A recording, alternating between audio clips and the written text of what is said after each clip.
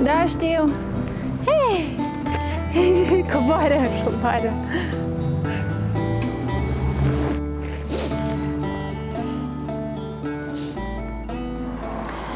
Hey everyone, welcome to the Tiny Garden Habit channel. My name is Adriana and this channel is all about gardening in small spaces in a temperate climate.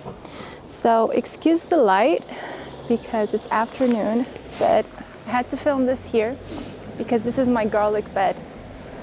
And it's February and it's time to plant my garlic.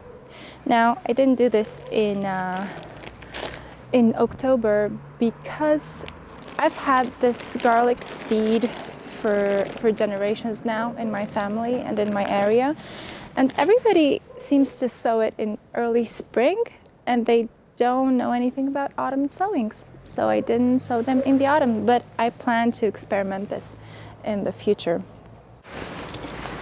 But before we get started, let me just tell you quickly what we're going to learn today, and that is the variety of garlic that I'm planting today, and how deep to plant it, spacing, watering, location, and even harvesting, how to know when it's ready. Okay, let's start with garlic variety. Now, I didn't know much about hardnecks and softnecks because those are the main types of garlic that you can find and grow. Because, well, one, because I'm a beginner, and secondly, because my parents have grown this every year ever since I can remember, and it's a really tasty garlic, even if it's kind of on the small side, as you can see. But they don't really know about softneck or hardneck in Romania. They just grow it like they find it in the farmer's market. So I assumed that this garlic would be hardneck because our growing season is very short and our winters are long and cold, and I knew that hardneck garlic thrives in colder climates. So when I finally read up on the types of garlic and actually wrote an article about it, maybe you'll check it out at tinygardenhabit.com. When I wrote about it, I realized after cutting this garlic that it's actually an artichoke garlic, and a very nice one at that, and it's called Transylvanian artichoke. Softneck garlics aren't known to be as flavorful as hardneck garlics, but let me tell you, this one is delicious. It's not too hot, it's not too mild. It has this really nice aroma, and if you roast it, it has something of a nutty taste to it. So let's talk about location for a moment. Garlic needs a very sunny spot in your garden, and you also need to plant it in rows that are at least 8 inches apart so that the plants don't shade each other and they get enough sun and enough ventilation. Garlic also needs good soil, and if you don't have that, it's best that you amend your beds with compost each year. Here I have horse manure, and which is aged, of course, and mushroom compost in about a 4-inch layer. And for garlic, you need your soil to be fluffy and have good drainage. And by definition, the raised beds ensure good drainage. If anything, they get too dry, so that shouldn't be a problem. Now, the soil is kind of dry on the surface because we've had sunny days, but it's moist underneath, so I'm not going to water it until I sow all my garlic. So for sowing your garlic, you need, of course, to plant it pointy side up, otherwise it will grow in China. So funny. And I use this plank to get straight rows, but you can use string or just eyeball it or do whatever you want. You can use a hand trowel to dig a shallow trench, or if your soil is fluffy, you can use something like a dibber to poke holes that are deep enough, or you can do both.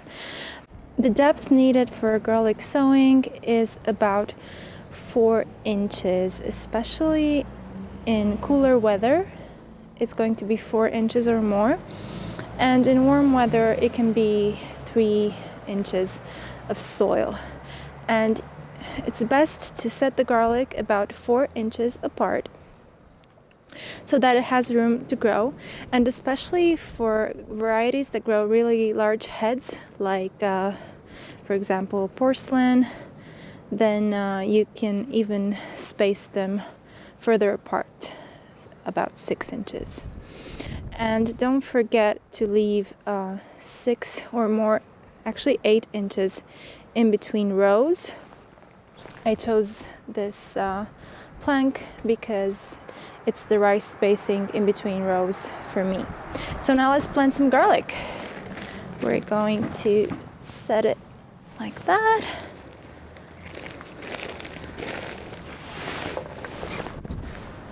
This is so exciting. This is the first direct sowing I'm doing this year, and it's always so good to be back in the garden. Okay, and then we cover it with a good amount of soil, like so.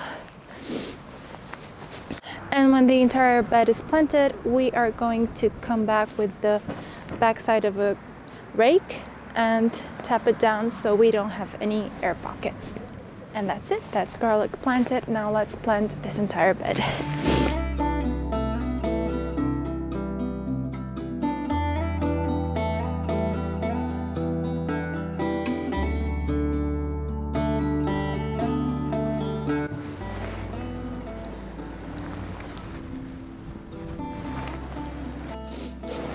I should.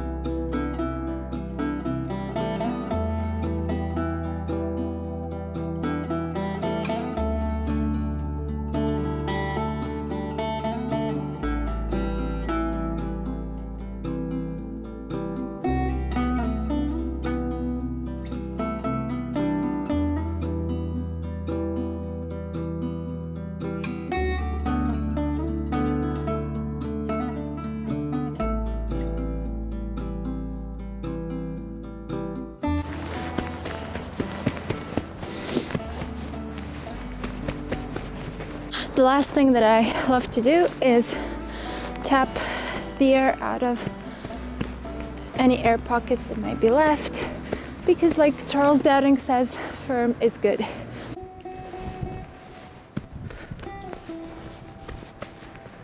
You could use an instrument to do this, a rake, the back of a rake or something like that. I like to get my hands dirty because this compost smells really good.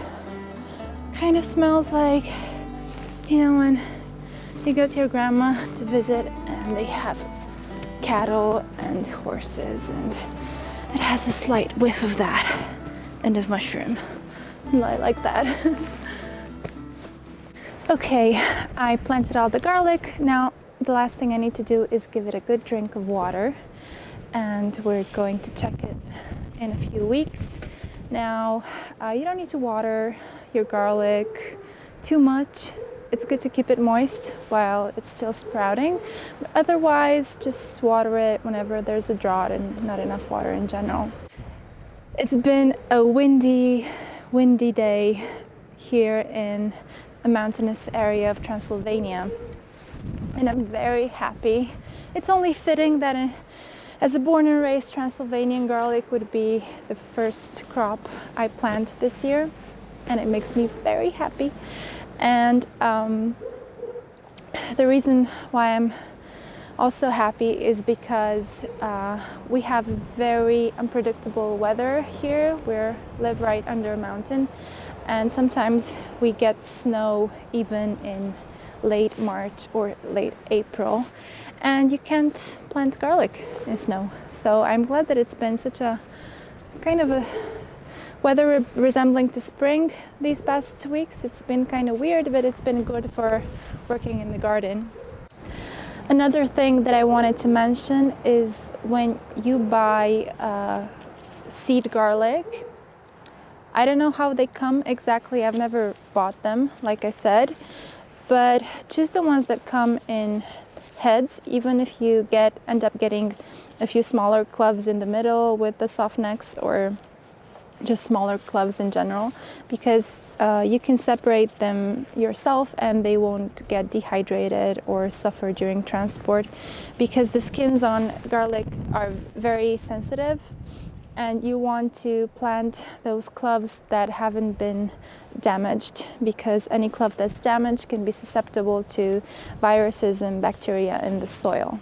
I can't wait to keep you updated on how garlic is growing, but if you are impatient to know when is the best time to harvest garlic, I know this variety is ready to harvest in early to mid-July, but most garlic is ready for harvest in mid to late summer. Some varieties take longer to grow than others. If you decide to grow hardnecks, then you should know that they grow a scape, which used to be the plant's way of reproducing. Garlic reproduces through cloves in the ground, but also through flowers and bulbils, bulbils? I don't know, it's a word. And they fly everywhere and seed themselves in the ground, but hardneck garlic has been selected not to do that anymore, but it still grows a scape. And the moment it grows a scape, you should actually snip it off, because you want to give the bulbs enough energy to swell, and you don't want the plant's energy to go in the scape rather than in the bulbs. So pick the scape off, and garlic is ready for harvesting after this. Half of the leaves for the hardneck are turning brown, or for softneck, and this Transylvanian artichoke in particular, all the leaves are going brown and are getting dry, and that's how you know that garlic is ready for harvest. Thanks so much for watching. Also, my silver Arctic fox named Smoothie is saying hello and protecting us from evil spirits here in Transylvania, along with sowing the garlic. And I hope to see you in the next episode. Hopefully I'm gonna get these out on a regular basis, and can't wait to talk to you soon.